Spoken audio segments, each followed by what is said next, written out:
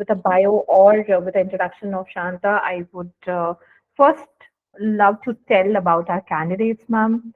Who are your audience? It is very necessary to know.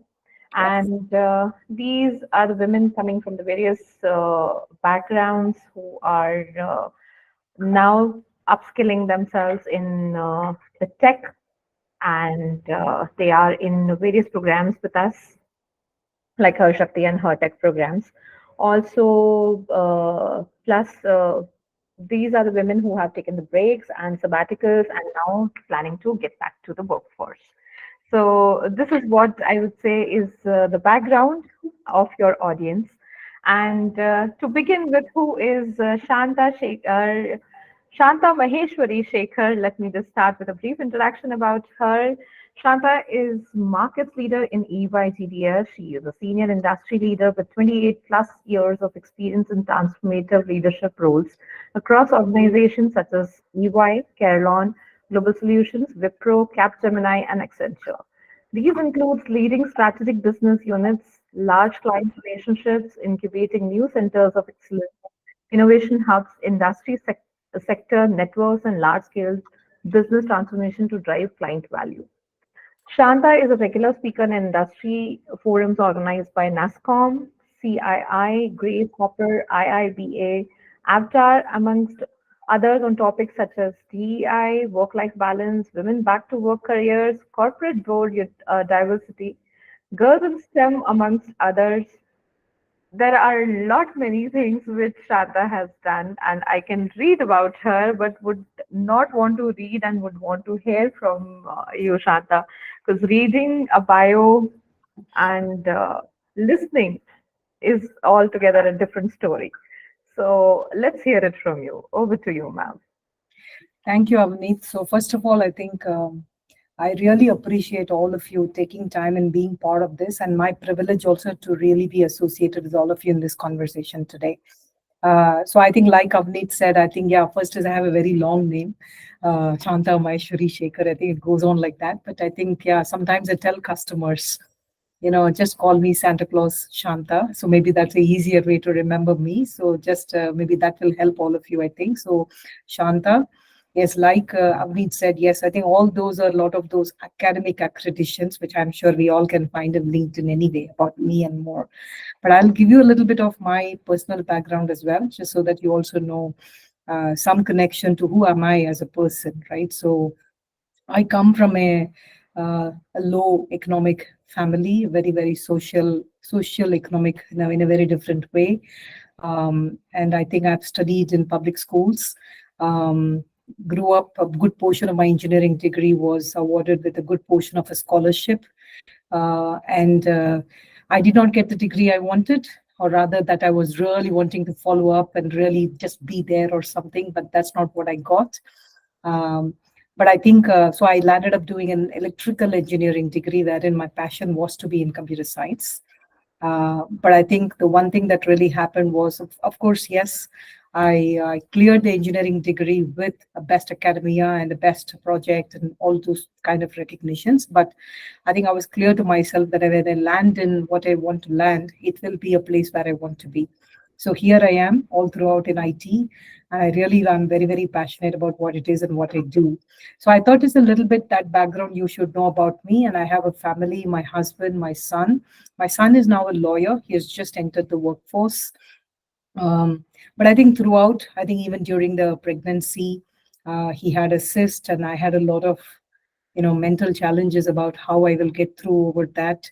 So it was not an easy one for me. And then growing up, I think he became an extremely naughty child, and I was a very career-oriented person. So there was always this aspect of what you prioritize at what points in time. And I can talk more about it. I don't want to give everything out here in this conversation, but I just thought you should all know a little bit about who am I as a person, and what's my family background, and a little bit of the status and the background that I come from. So I hope it gives you a little bit of who I am, and all of us, let's stay comfortable in this conversation. Okay, so I think I've seen something. You all must have seen something in the journeys that you're all going through. So let's see.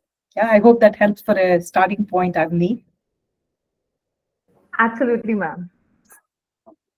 So automatically it becomes very comfortable when when it is heard from a very senior person who's having such a great experience that they have also sailed in the same boat as we are sailing, and every woman goes through the same challenges. It's just that how we deal with it, right? Yes. So I'm sure each one of us are very very comfortable with this thing, and let's hear it from you now Okay. about your journey and how your so as I read that you have some great names, joined in like Capgemini, Accenture, EY. So how has been your experience? You have been techie all your life, and fortunately all the women we have here are, they have something or the other tech background. Very good. So please tell us more about it and guide our Sure. candidates here, how they can move forward. Sure, sure. So I think, firstly, I really feel very proud of all of you. I think taking a career break and then to try and be persistent at being relevant to technology or skilling ourselves, I think is first a great extra mile. I think that's a first kudos to each and every one of you for taking that effort and doing that. Second, I think what is also very, very important is, making sure that, you're reaching out to the network, talking and connecting on the right technology conversations, right elements of discussions, right mentors.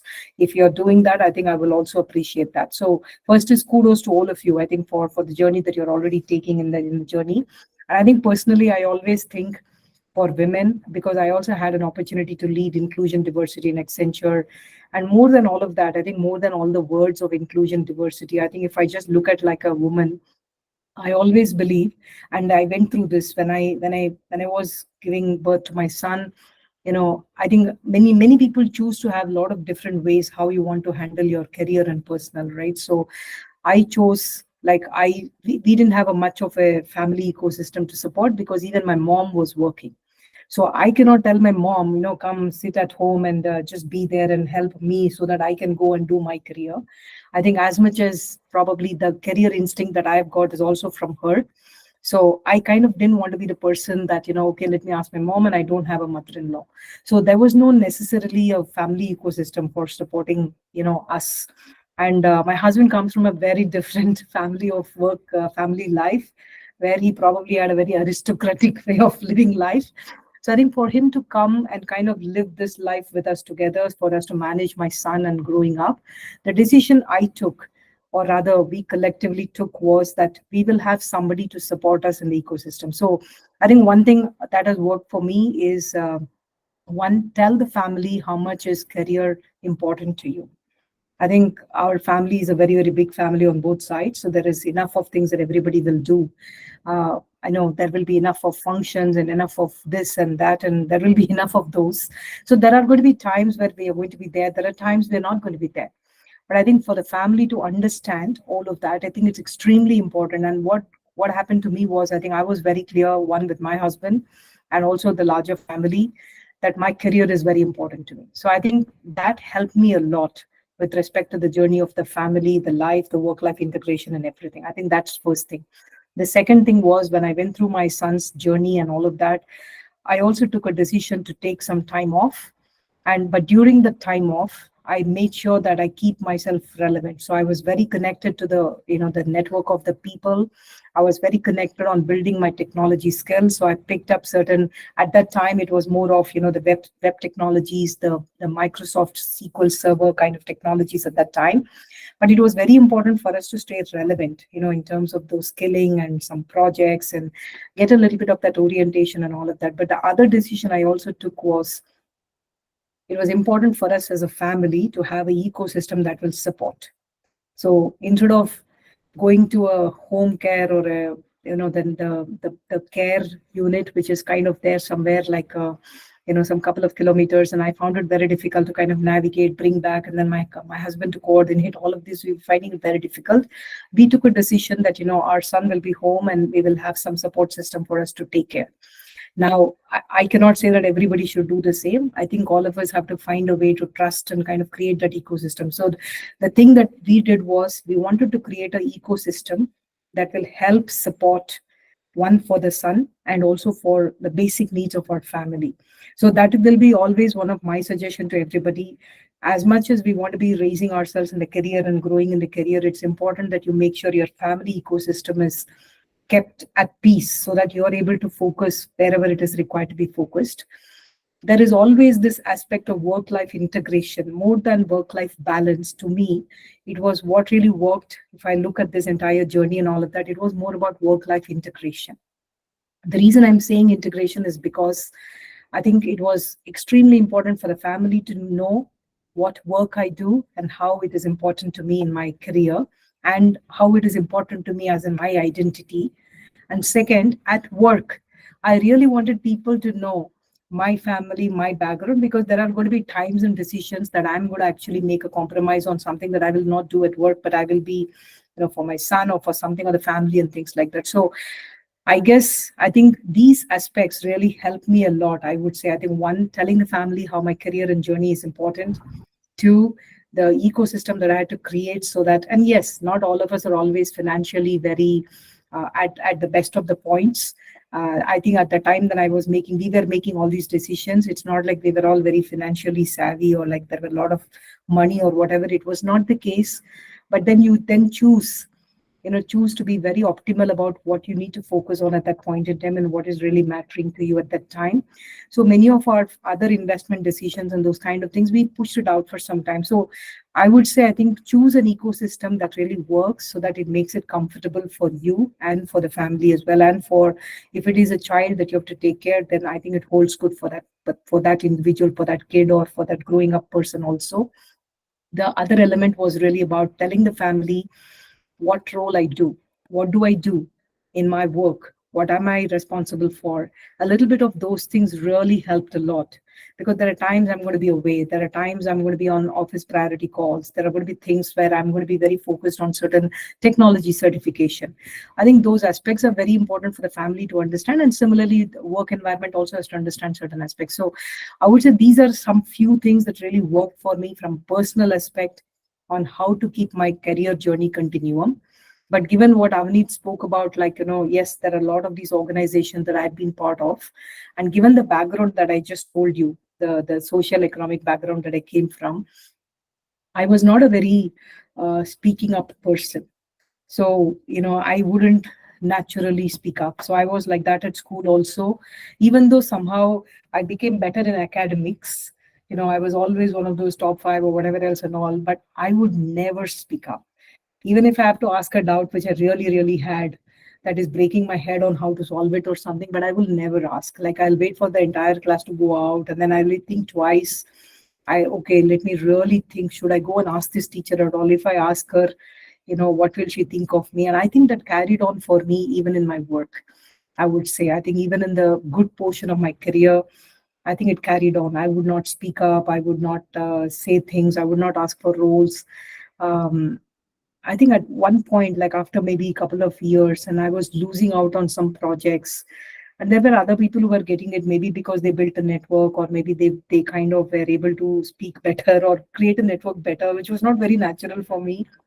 And I think after 4 or 5 years, I realized, oh God, this is not going to help me at all. I mean, if I'm thinking that I want to have a IT career, passion, and all these things is good, but if I'm not coming out of this, it's not going to help me at all.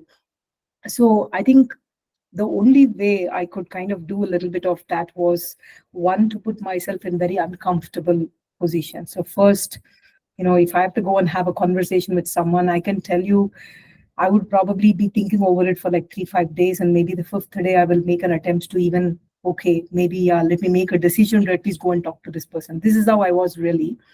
And I think from there, I intentionally took very uncomfortable roles. So I used to go, I mean, I traveled a lot in terms of taking some assignments, which were like 3 months, 6 months, whatever, some of the projects in the different technologies, go and be part of the client conversations. The moment you're in front of a customer, whether you like it or not, you have to speak, you have to convey, you have to talk. So I think that little bit helped me a lot in coming out of some of those, the first moments of thinking and all of that. It was not easy, but the more I put myself into those uncomfortable positions really helped me a lot. The second thing I also did was I used to watch a lot of leaders, whenever there was a possibility or wherever, how do they convey? What is it that they're really, talking and conveying and things like that. So though it was not a very natural thing for me to even speak. In fact, I tell even now people, even now in the current office that I work with, I also tell people, I probably think I still don't know many words in the English dictionary. There are few that I think I know. Probably there are still many that I don't know. But I think it's kind of like putting yourself in some uncomfortable roles, putting myself in some of those travels, and putting myself in some of those client work, and then building on some of the technology skills. Like, for example, I always used to be one of those very, very focused on reusability, very focused on building libraries that really help us for a lot of repeatable, projects, which means a lot of people I have to interact also. People will also reach out to me that I have to interact also, because will have some common libraries, which means there are a lot of people who have to take it or leverage it or learn it, or I have to explain it to people. So there were a lot of things that happened early part of my career. And eventually, I would say, I think it was not very easy. Maybe first 5, 7 years was not at all easy. But I think when you cross that shift a little bit in your mind, in your hand, and it gives you a little bit of that confidence. I think after that, I started loving any uncomfortable role. In fact, today, if you hear many of them, there are many people who will come and tell that, oh, you're such a natural orator. Somebody will come and say this to me. I'll say like, oh, yeah, yeah, you don't know what I went through, right? So, and then and then somebody would say, Shanta, you know what? The way you ideate is like unimaginable. I'm like, oh yeah, how uncomfortable it was for me even to think and ideate or even to share something with people. So I think I would say some of these shifts, which I've done intentionally, and also from a technology lens, one thing that I always wanted to make sure was I stay relevant.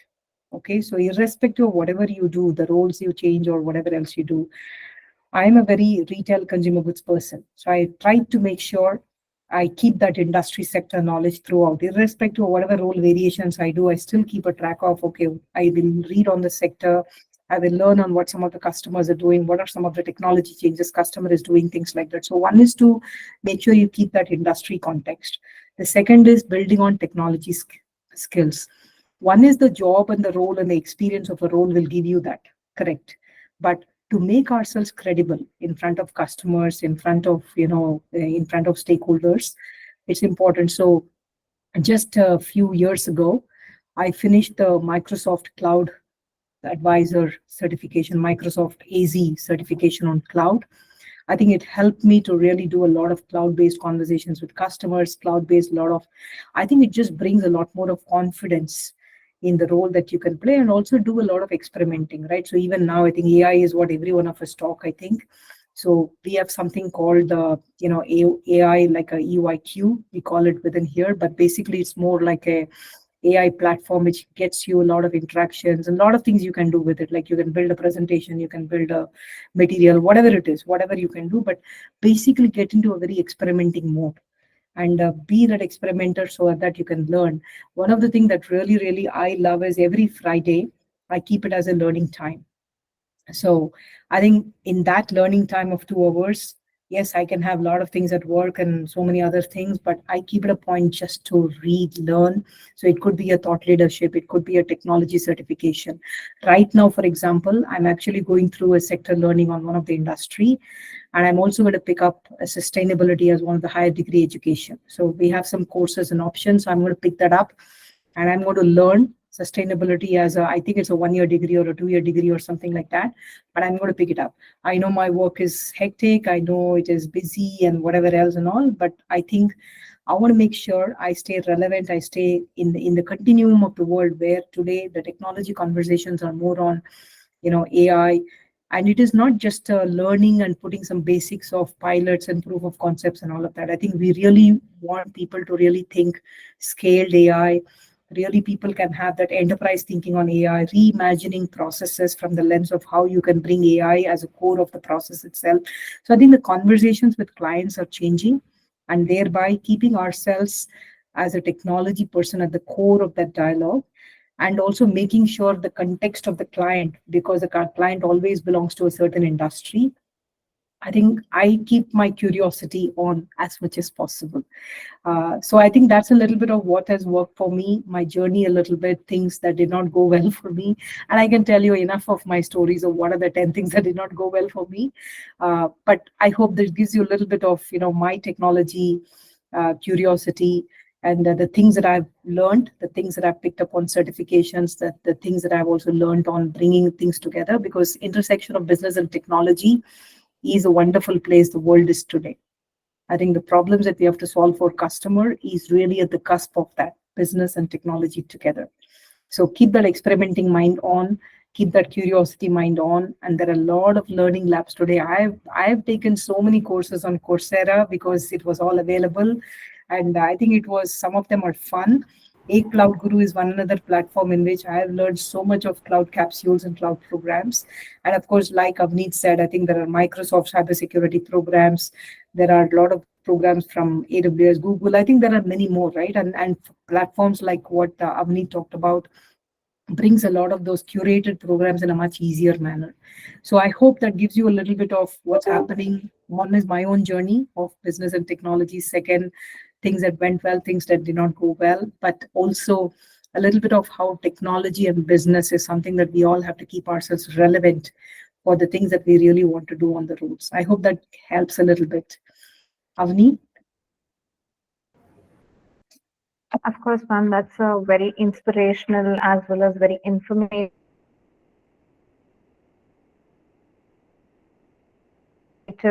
story, and the learning who are there, who are attending the session, are having the same zeal of learning. They are also upskilling themselves. They are also trying their best to, get back and not to stay back. So yes, they are on the right path, I would say. But yeah, again, I'm reiterating the same thing, that when you hear it from the person that yes, you have also been through the same challenges, then that gives a reiteration that this is not the end. This is not the end of the road. You're on the right path. You're moving ahead in the correct direction. That gives that satisfaction, and I would say that belief that yes, we can do it. So, Absolutely. ladies, as you know, that Shanta has come from various, big companies. Also, she has had amazing experience. So, feel free to ask any questions if you have, and I'm sure Shanta would be happy to answer such questions for you. Absolutely. Okay, so anybody wants to have a question?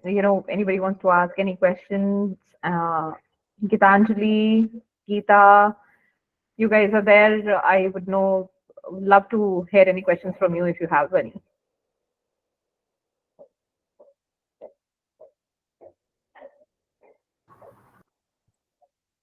Hi Shanta, this is Shantala here.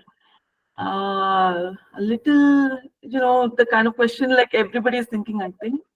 So, how is the returnee program in EY? I mean, like, do you have any returnee program that would help the ladies So over I here? think, yeah, you see, all organizations today, I think whether it is EY, Wipro, Accenture, everybody, I think all organizations do have a very structured return to work program, right?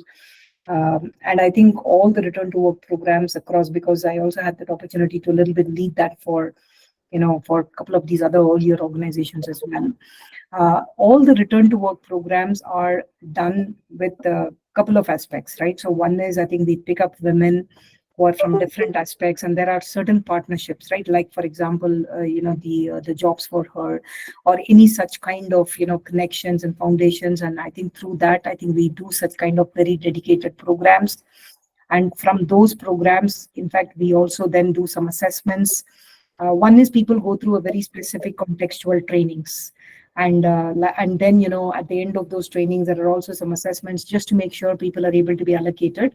And we have got a whole lot of things that runs for business consulting. We have programs for specific skill based programs on whether it is tax, whether it's assurance. So there are different programs that do run, Shantala. So yes, all of us, in fact many organizations today, have very very concerted and focused programs on return to work. Okay. So, one thing is, what is expected of a returnee? I mean, like, see, we do have good years of experience. So that is, of course, being counted. So what is expected of us? Like, what do you think should be our level of intellect or skill when we come back to work? Yeah, yeah. So I think, like I said, I think one is, many of us do have some partnerships, right? So sometimes we partner with, like Jobs for Her, or sometimes we partner with Avatar. There are different foundations with whom there is this general partnerships, and through that, I think there are a lot of candidates who are identified. Generally, I think our classification of who we select is by and large on 3 or 4 common parameters. So one is, of course, there is that certain bit of that education, there is that certain bit of IT work experience, so that it's not like the person is too away. At least there is that background and context of that IT experience.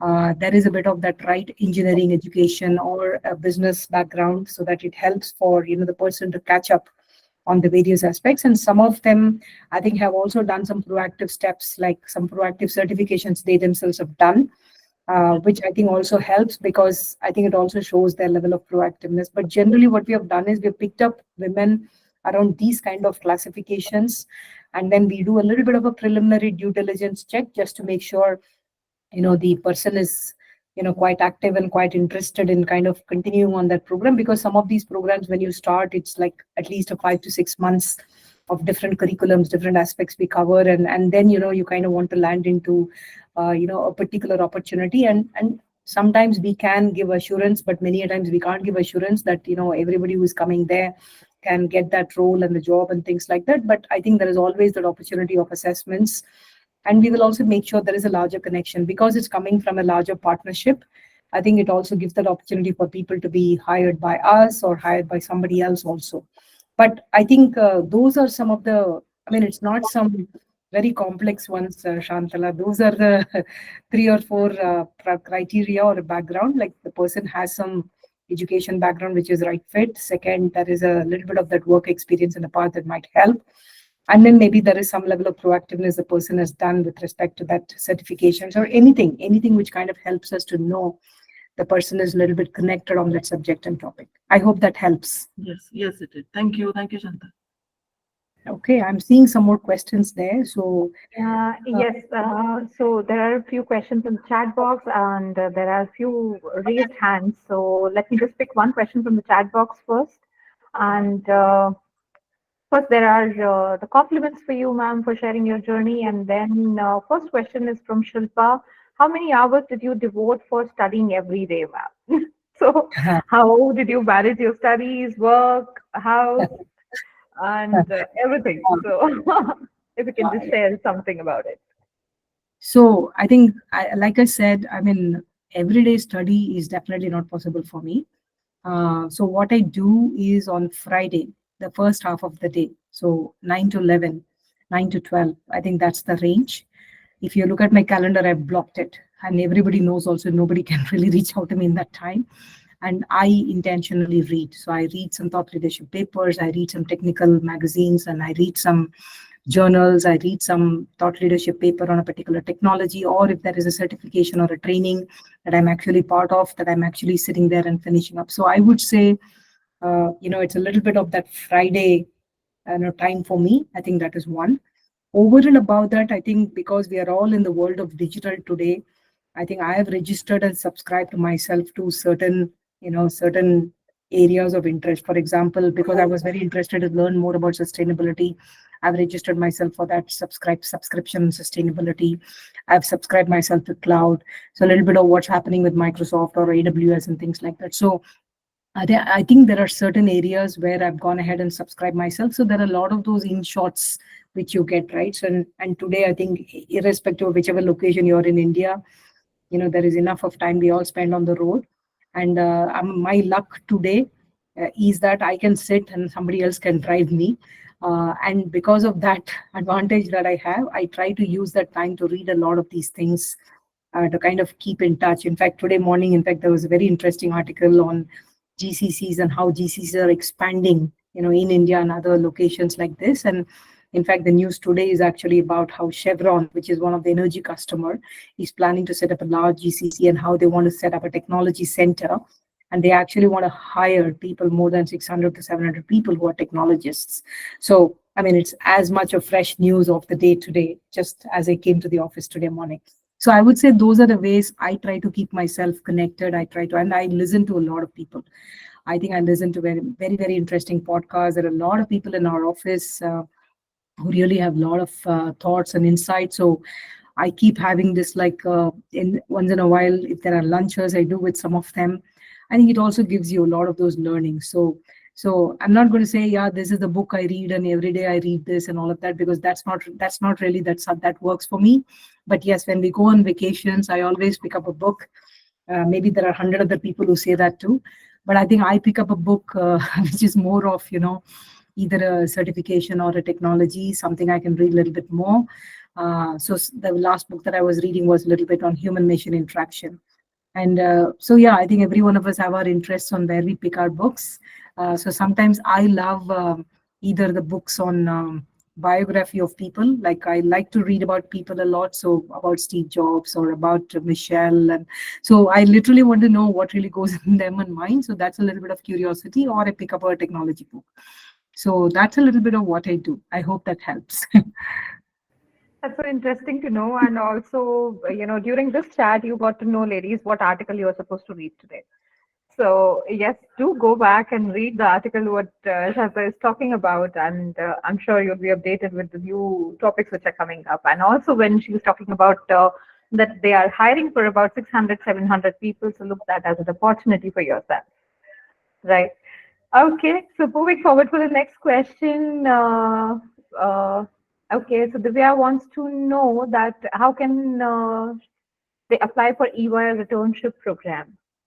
So what I will do for that, no, Avneet, because there must be a process and place and all of that. Yes, So what I will do, I will send that information to you separately, sure, and then ma'am. maybe circulate that to everybody. Okay, so I maybe should. that good way also for everybody to know about that. Yeah, Sure.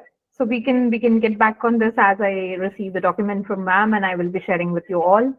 absolutely. So okay, so now we'll go on the raised hands as I don't see any other questions in the chat box. Geeta, you can please unmute and ask your question. Thanks, Avneet. Hi, Shanta. This is Geeta. I get it. Just to introduce myself, I have 16 years of work experience and I'm on a 9-year break now. So my work experience was on, software development as well as business operations. So I've also worked at Accenture before my break. So that's Very one thing good. we have in common. So, Yeah, I mean, during this break, my personal experience after, when you have a restart journey is there's always a gap between what you want to do and what you actually get. Because many of these companies, when you're looking at restart openings, they're looking for specific experience, which you may always not meet in terms of the requirements. And you also have this gap. So these are two things that I would say are crippling your candidature in terms of your fulfillment for the role. And this seems to be across companies. I mean, no matter which company you look at, they're all looking at specific years of experience and your break period. So, as a restarter, you're always having this hurdle to cross multiple times until you reach the final point, and then it's probably again a negative at the end of it.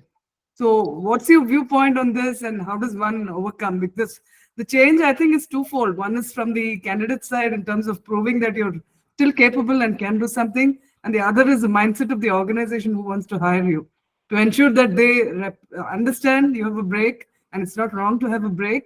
At the same time, they should give you an opportunity to prove yourself and then say we're ready to hire you. It's not yet happening from what I can see. So I just wanted to know your very good. feedback on this.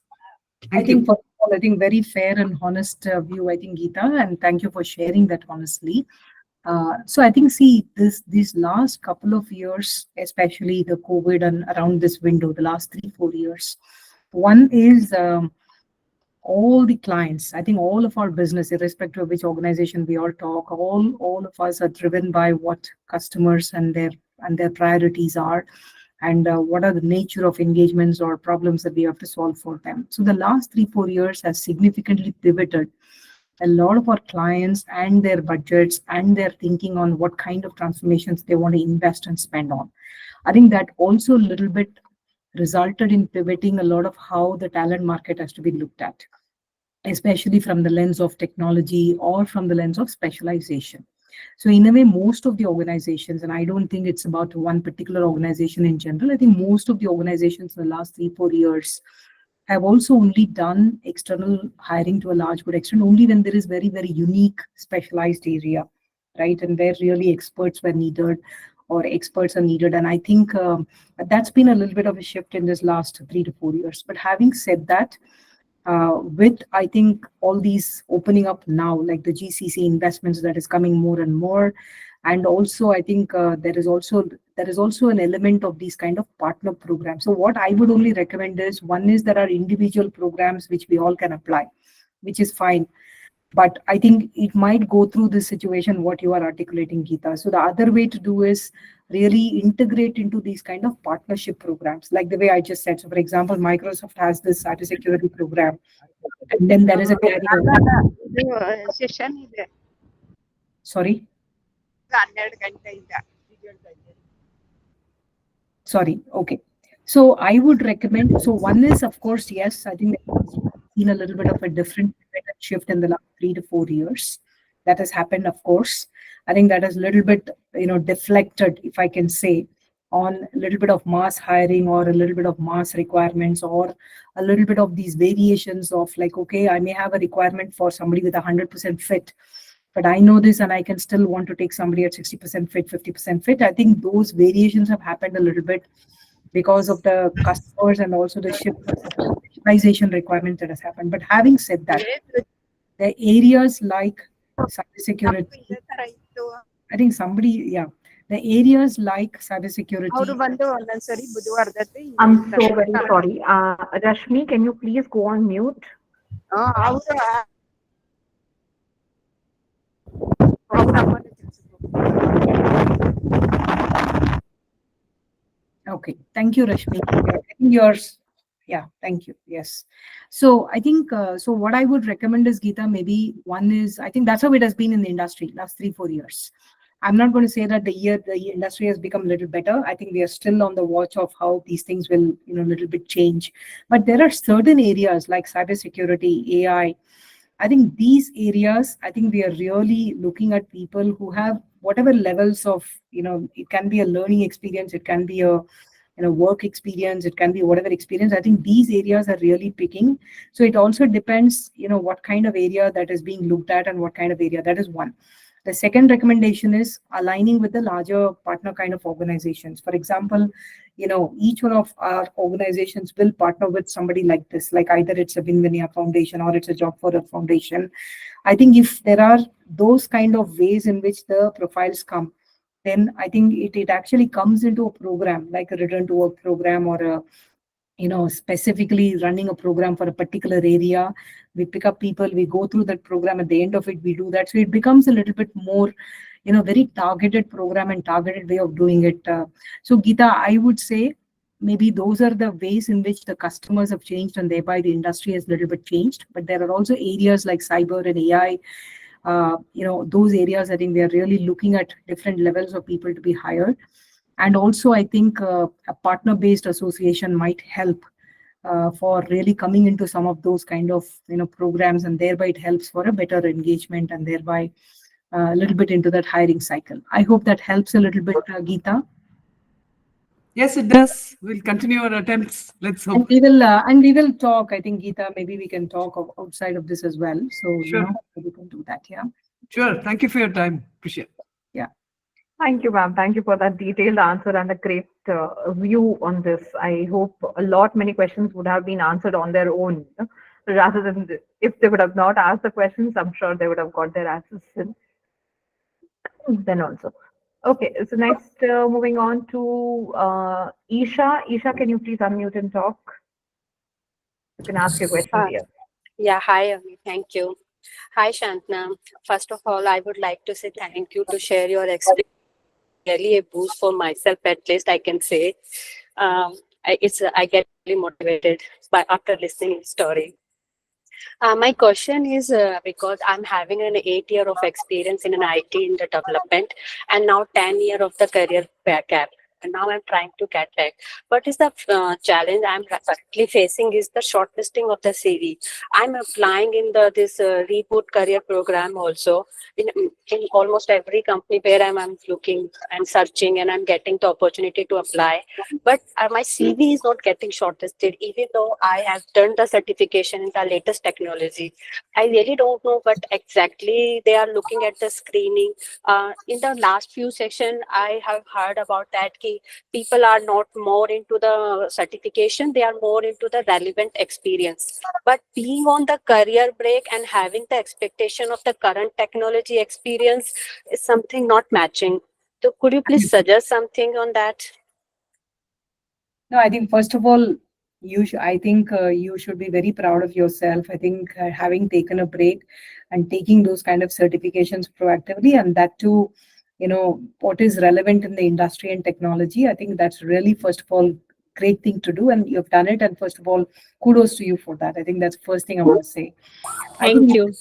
if there are, I mean, I think the common process, which is the normal recruitment process, yeah, I think all organizations, like Geeta rightly put it, all organizations needs to change that mindset a little bit with respect to, when there is a person with a career break, I think addressing that person, the profile, and also the requirement of what we expect out of the person has to definitely change.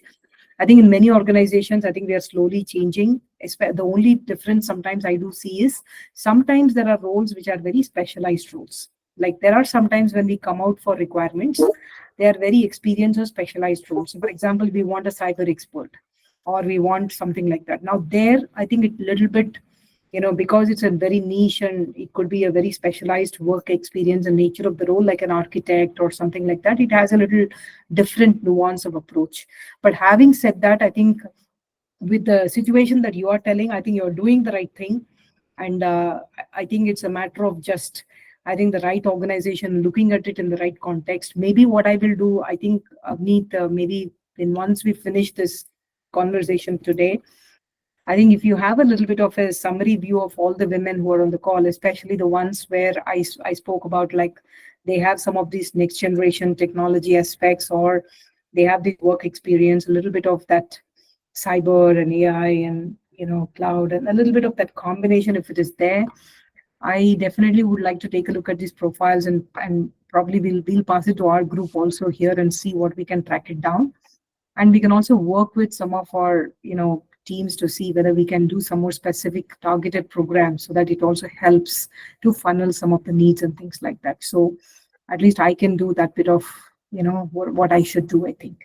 Great, ma'am. Very happy to hear this, and I'll gladly do this. I'll be very, very happy if our candidates who've been aspiring to work and move forward, if they get some opportunity.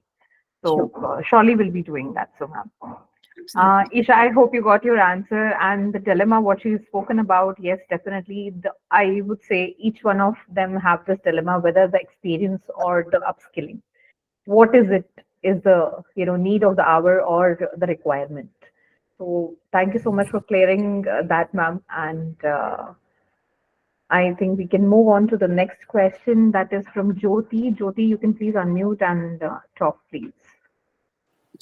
Hi, ma'am. So my question is, you told about upskilling, right? So now in present scenario, it is like we have to learn everything, like whether it's like not getting things into deep, but knowing each and everything a part of that.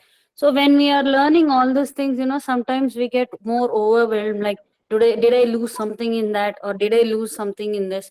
We feel that we are learning, but sometimes we get overwhelmed. So how do you handle that? I agree. I agree. No, I think, and I think it's very natural. It's not just you. I think for many of us as well, right? So because there is so much, you wake up every single day, there is always something that's coming out in that technology. But having said that, I think, see, one is, yes, we can have an appreciation of certain technology aspects that's happening around us. I think that's okay. We can all have that appreciation. But I think if you look at many of our customers today, I think there are 3, 4 big areas where I think customers are looking to transform themselves, right? So one is clearly there are many customers who are looking at how do I bring scaled AI into the enterprise? I think so. AI from the lens of different angles of the models, the deep learning, and which AI model will apply where. So it is becoming a very important area. The other element is cybersecurity. Given there are so many things are becoming more digital native, and also including from a lens of like you're able to do many things over a network which you were probably not doing, including a very critical bank processes, confidential processes and all of that. Cybersecurity and cybersecurity based network, that entire scope of work is becoming very critical. So I would say, Jyoti, having an appreciation is generally okay because that raises a curiosity of what's happening around us. But stay with one or two areas where you can be a little bit famous for or known for. Like at least you are able to have a dialogue, a knowledge, a level of low code, no code, or a certain algorithm that you're able to create the distinction. So I would say, while having a broad based thing is fine, but I think pick one or two areas. Like, for example, like the examples I gave you, that there is still a lot of cloud modernization that we are doing with a lot of customers.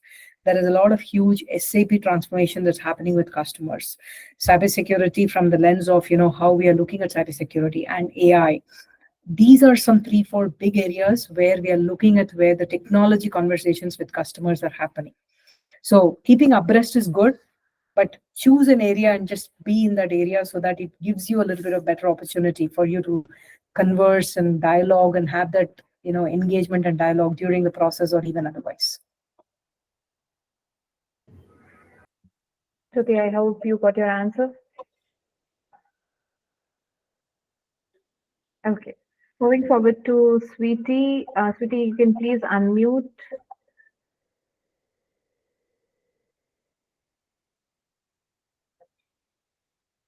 Hello, good morning, ma'am, and thank you so much.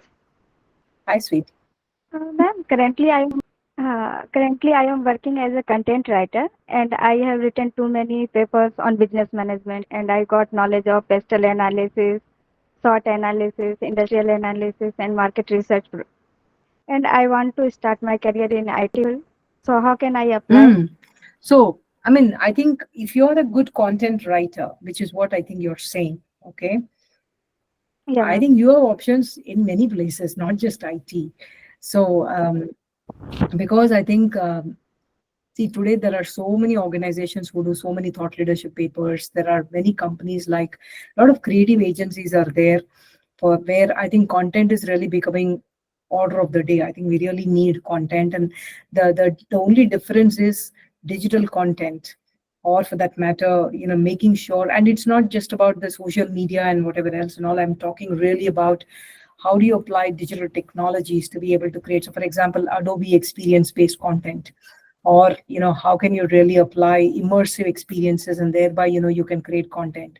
So I guess the definitions of content is also changing over the time with respect to some of these kind of nuances and expectations. But having said that, Sweetie, I think I mean, content writer, and if you're a very unique and a good content writer, because there is a lot of people who generally write content and they become a lot of freelancer and things like that, which is fine. But I think my recommendation is twofold. One, start reading some content on some very high profile organizations. For example, read Accenture's thought leadership papers, just a couple of them. You will know where the content positioning is, how people look at it, and things like that. Read, Deloitte, EY, Big Four, McKinsey. Read some of the very targeted thought leadership papers, content papers that are getting published, just for you to keep a track of that content. Like, we all can say we are content writers, but how good are we? How specialized are we? How smart? Like, so for example, people write content, then we go through some 10 iterations sometimes. How can the content be so good and so powerful right at the first go? Or it's not always right at the first go. When I say right at the first go, can it be at least within the 3 iterations, right? That it can really be a very magical content, something that really connects the audience. So see some of these things while you prepare for yourself. But I think a lot of content writers are required in a lot of creative agencies. Of course, a lot of our organizations also require content writers and people. So I can only say that, one, to continue to skill yourself, look at some of these elements. I think that is one part. The second part is build that network. There are a lot of content people. There are a lot of people who do freelancing as well. So build that network. So if you're already with the network, great. Otherwise, find a network of these different content writers. And I can probably pass something maybe to Avni. I can send some contacts of some networks to you. So you can probably subscribe yourself on that also. But I think keep yourself in that network, because that is when I think the needs and requirements will also be asked, and thereby there is a much better way of engaging. In fact, there is a lot of startup companies who need so much of content and they can't really hire a full-time person. They need somebody who can really work across and really help them build. So I would say you have to be in a network. I don't know if you're in a network of content writers. Otherwise, that is something I would really, really encourage already. Okay, ma'am. Great, ma'am. Great Thank you. insight. And yes, how important the network is, that defines, like, as you said, that there are many things in the content area also which you can explore and, write about. So, sweetie, you can, I'm sure you can explore many other aspects to make it better Yes. and move forward with it. Right. Okay. Thank you. Okay, so we have next question from Namrata. Namrata, you have written a long question, so why don't you unmute yourself and ask it on your own? Would you want to do that, or you want me to read out your question? Namrata, are you there? Okay, so let me just read out her question, ma'am. She's Namrata Yadav, an aspiring cybersecurity professional with 2 years of experience in software testing and certification like the Google Cybersecurity Professional Certification. She has also been freelancing as an AI trainer for about a year, focusing on quality evaluations and enhancing AI models. She's particularly interested in exploring opportunities in cybersecurity consulting. Given your extensive experience in leadership and business technology innovation, she would greatly appreciate any insights or opportunities you can share in this field. Understood. No, firstly, I think that's phenomenal to hear. I think the Google certification, and I think it's wonderful to see it's on the context of cyber. So like I said, Avneet, maybe the only thing I can think of right now is I think there are some of them where I find them in that right space, maybe AI, cyber. I hear these. I think maybe we should just pick a couple of those, and I really want to see if we can take a look at their profile a little bit more deeper and kind of see what we can do, right? So, and I think the other recommendation is also that maybe some of them, we should also make sure maybe within the job, within the network that you have of NEET is also to kind of connect it with. So, for example, all the organizations, we do have certain partners. So I think it's important to also pass it to some of those network programs as well. But I will definitely do at least whatever I'm finding, a couple of them. I think I heard Geeta, I think Namrata. So maybe there are a couple I see. Maybe we can pick up a couple of them and see where we can pass it, because I do see there are opportunities that we are also looking at people in those areas. So let's at least take a look at what we can do together. Wonderful, ma'am. Nothing, this sounds music to the ears to, I'm sure, a lot of them here. So surely we shall be doing that, ma'am. And also in terms of any other questions, ladies, if you want to ask any other questions, you can please ask. I don't see any other question in the chat box. Anybody has any other question for Shanta? Yes, Asta, please go ahead. Hi, ma'am. Hi. Ma'am, actually, my name is Asta Sharma, and I am BE in Electronics and Communication. Just after my BE, like I did it in 2014, I got a business analyst job in Zomato in Gurgaon. But I am from Bhopal, so like my parents did not allow me to go there. So in Bhopal, they said, whatever you want to do, you do it here only. So then I did my master's in nanotechnology, and then I was working as assistant professor over there. But then after that COVID came, so then I joined White Hat Junior. Now that was then like converted to Byju's Future School. So just now in March, I left Byju's Future School. And then like since 2014, because like all my classmates are here in Bangalore, now I'm also in Bangalore. So, Like I can see all of them working like at really nice places. They are earning very well. So since 2014, it's a dream for me to, begin my journey in IT sector. Mm. So now it's been more than 3 months. I have been associated with Jobs for Our Foundation, and I have upskilled myself in AI, ML, data science, and soon I'll be starting with RPA course also. So, Mm. like, what is some like, ma'am? What is the salary that I can expect? Will I get a like fresher salary, or like, I can count that 5-6 years of teaching experience? So that is my question. So see, I think salary is not something one can give a straight answer. I think it's a combination of your profile, the role for which somebody is looking at, and whatever you have done in the teaching. Also, there is some relevance if it is there. I'm sure all of that would be a consideration. But having said that, Asta, I think given you have done masters in nano, okay, and nanotechnology, I think is a very important one in life sciences.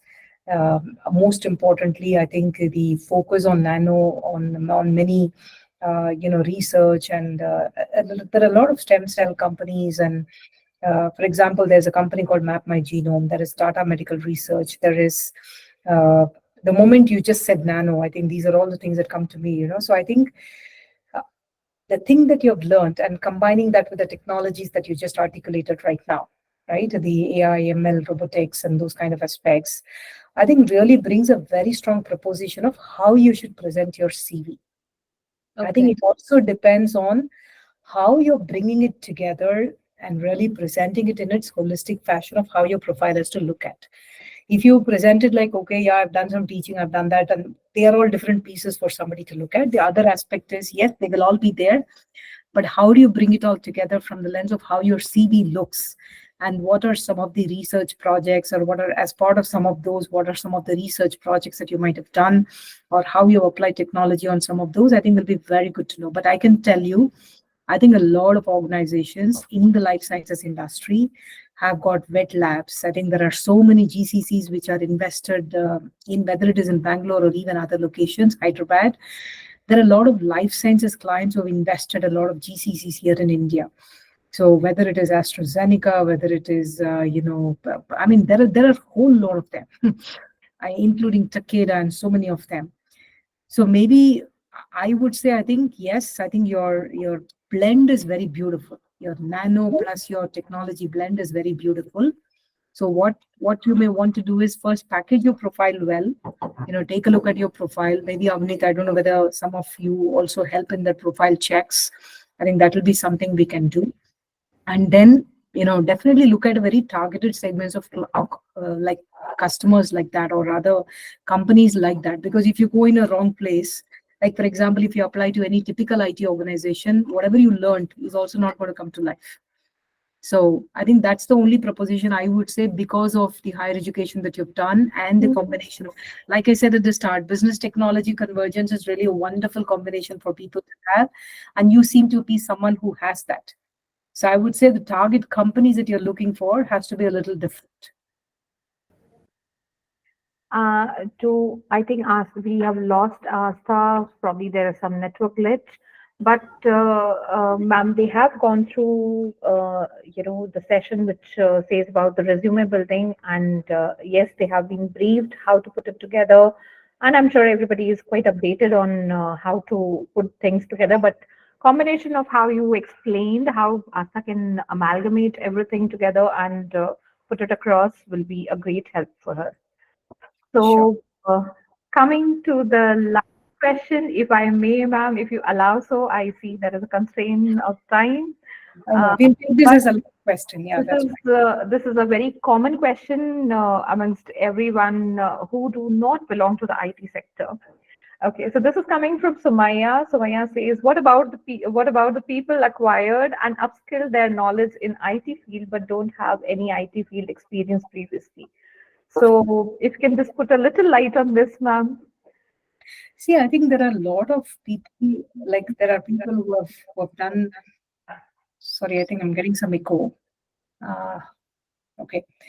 See, I think there are roles like, for example, project management, consulting, um, operations, knowledge, insights. I think I can go on like this with a lot of these kind of aspects. These are all in the IT organizations only, but these are all roles which are not necessarily an IT backdrop or an IT education or an IT.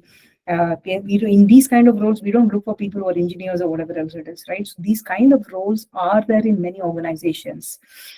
So I would say I think it's not just about IT person or non-IT person. I think it is just, what is unique in your profile, what have you nurtured enough in your profile. It is okay if we all have breaks, that's okay. But how have you nurtured that particular skill of yours or a particular passionate area that you have? And how have you continuously maintained that with respect to whatever you do, whether it is the professor role that I heard, somebody talking, or you're teaching some five other people, whatever it is, how have you helped nurture and continue to maintain that skill or acquired that skill more consciously through a credible certification or a training or some formal courses, and thereby I think it presents itself like something that is very special about you. I think that is what matters. So I wouldn't think just because we are an IT organization, we should have only IT based roles. There are enough other roles. I think it is just that technology is becoming very pervasive everywhere. So that aspect, like, so for example, I have an EA today, but today there is a EA avatar that we also have, isn't it? So I think technology is getting more pervasive everywhere, but I think that doesn't stop us from not looking at certain roles like the examples I just gave you right now. So some of them needs a business background, some of them needs just an operations mindset, some things needs financial acumen of the person, some things just need a very critical thinking personality and nothing else, right? So I would say there are a lot of roles which doesn't have to have that IT background per se. It is just that the person needs to have that excellence in whatever they are building up. There are a lot of roles like that. Agile, I can go on. Agile certifications, agile courses. I mean, these are not people who really have to know only IT and IT projects and things like that. So I hope that helps a little bit. So it's not just IT for IT. There are much more. And with lot of GCCs coming across in India and more growing, there is only going to be a lot of wider opportunities for many more. Thank you, ma'am. Thanks for this valuable answer, because definitely this has been a very common question. People who are not coming from the IT background, as you said, that it is the tech society we are converting into, or the majorly things are taken over by the AI and the things. So yes, that is a very common question which we hear from our candidates who do not belong to the tech side of it. But yes, they can definitely have enough and more opportunities if they took it correctly. So with this, Yeah. Shilpa, I hear your question. I see your question. I will try to pass it on. Okay, you have already given the answer. Thank you, ma'am. So this brings us to the end of the session. And Niharika, you're there. Would you want to add something? So I was there throughout the session. Sorry, I couldn't join a little early. And Shanta, it was a very overwhelming session, and I see the kind of effort you have put in for this session and the interaction you had. And when you were sharing your personal story, when you have put the full scenario in place, it simply touched my chord, and like it was like, yeah, we have been there, right?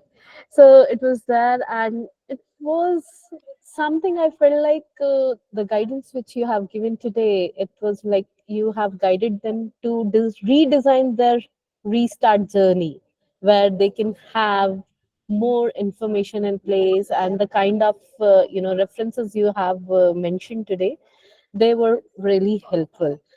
And Ashok also was traveling, and he has just joined. So because he said like, I don't want to miss out this, and I just wanted to say hello to Shanta. So over to you, Ashok. Yeah, thank you very much, and thank you, Shanta. I sorry, I have of course heard her many times in the past. She's a fantastic speaker, and we are very fortunate to have you with us today.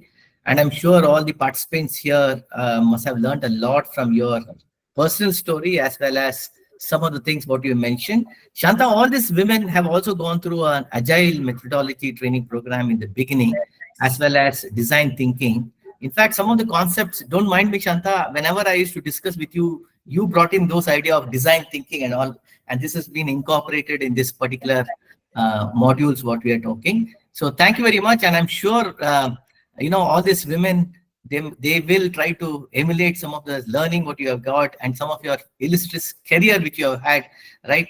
And it is something very, very, very few get that opportunity to listen to you. And thank you very much. And I'm sure many of them will become like you when they join the companies and take up careers in IT or non-IT. It doesn't really matter, as you rightly pointed out. But technology is all pervasive, and that's our endeavor, is to give them an idea, a flair for technology. So thank you once again, and have a great day, ma'am.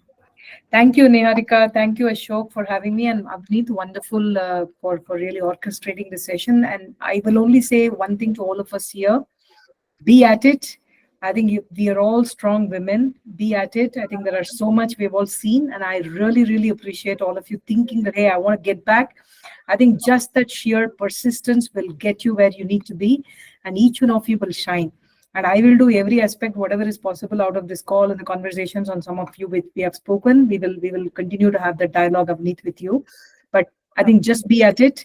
I'm sure each one of you will shine. Thank you. Thanks for the Thank you great very much. positivity, ma'am, which you have shared, and I'm sure they will be waiting when I am getting back with the content we have promised to them. So I'm sure they will be, eagerly waiting for that. Thank you, Ashok sir, for joining in. You bring in a lot of positivity every time you come and say hi to us. So we are very privileged to have you again with us today. And thank you so much, Shanta ma'am. Have a lovely, lovely day ahead, and looking forward to meet you again in some other session. Thank you, Ashok sir. Thank you, Niharika. We'll take your leave. Have a wonderful day.